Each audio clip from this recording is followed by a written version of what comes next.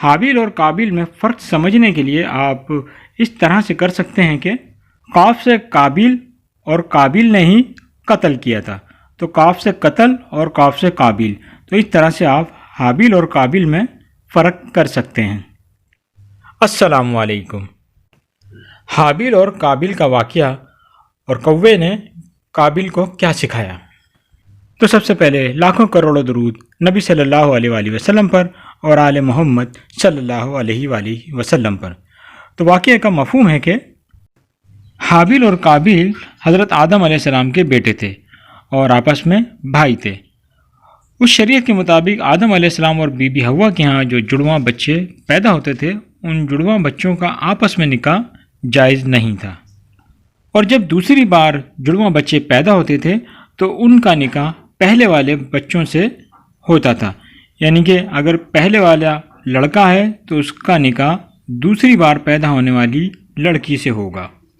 اور جب حابیل اور قابیل کے نکاح کا وقت آن پہنچا تو قابیل جس لڑکی سے نکاح کرنا چاہتا تھا وہ بہت خوبصورت تھی، لیکن وہ قابیل کے ساتھ پیدا ہوئی تھی، لہٰذا اس شریعت کے مطابق قابیل کا نکاح اس لڑکی سے نہیں ہو سکتا تھا۔ حضرت آدم علیہ السلام نے قابیل کو بہت سمجھایا کہ تمہارا نکاح اس سے نہیں ہو سکتا، لیکن قابیل بضد تھا، کہنے لگا کہ مجھے اسی لڑکی سے شادی کرنی ہے۔ تو حضرت آدم علیہ السلام نے فرمایا حابیل اور قابیل سے کہ آپ دونوں ایک قربانی دو اللہ کے راستے میں، اور جس کی قربانی قبول ہو جائے گی تو وہ حق پر ہوگا۔ حابیل اور قابیل اس بات کے لیے رضامند ہو گئے، اور قابیل نے اناج لا کر قربانی کے لیے پیش کیا اور ایک جگہ رکھ دیا، اور حابیل نے ایک مینڈھا یا جسے ہم بھیڑ کہتے ہیں وہ قربانی کے لیے پیش کر دیا۔ قابیل کھیتی باڑی کیا کرتے تھے، اس لیے وہ اناج لے کر آئے، راشن وغیرہ، اور حابیل بکریاں چراتے تھے، اسی لیے وہ مینڈھا لے کر آئے قربانی کے لیے۔ حضرت آدم علیہ السلام کی شریعت میں قربانی اس طرح قبول ہوتی تھی کہ قربانی کی چیز کو ایک جگہ رکھ دیا جاتا تھا، اور آسمان سے آگ آتی تھی یا آسمانی بجلی آتی تھی، اور جس کی قربانی قبول ہونی ہوتی تھی اس قربانی کو جلا دیتی تھی۔ دونوں بھائیوں نے قربانی اپنی پیش کر دی اور آسمان سے آگ آئی اور حابیل کی قربانی قبول ہو گئی، اور حابیل کی قربانی قبول ہو جانے پر قابیل طیش میں آ گیا اور حابیل کو کہنے لگا کہ میں تمہیں قتل کر دوں گا۔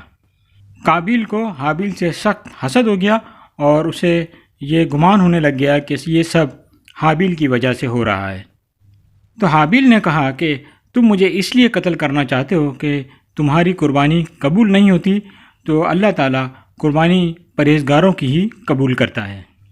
حابیل نے کہا کہ تم میرے بھائی ہو، اگر تم مجھے قتل بھی کرو گے تو میں تمہیں قتل نہیں کروں گا۔ اور قابیل نے حابیل کی ایک نہ سنی اور حابیل کو قتل کر دیا۔ حدیث کا مفہوم ہے کہ قیامت تک دنیا میں جتنے بھی ناحق قتل ہوں گے ان میں قابیل حصے دار ہوگا اور اس کو بھی اس کا گناہ ملے گا۔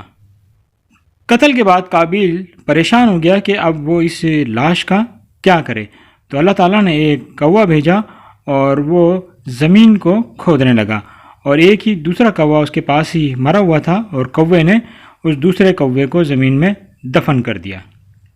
اور جب قابیل نے کوے کو یہ سب عمل کرتے دیکھا تو کہنے لگا ہائے، میں تو اس کوے سے بھی کم عقل ہوں، تو کوے سے قابیل نے دفنانے کا طریقہ سیکھا۔ حابیل اور قابیل حضرت آدم علیہ السلام کی شریعت پر ایمان رکھتے تھے، قابیل بد اعمال تھا۔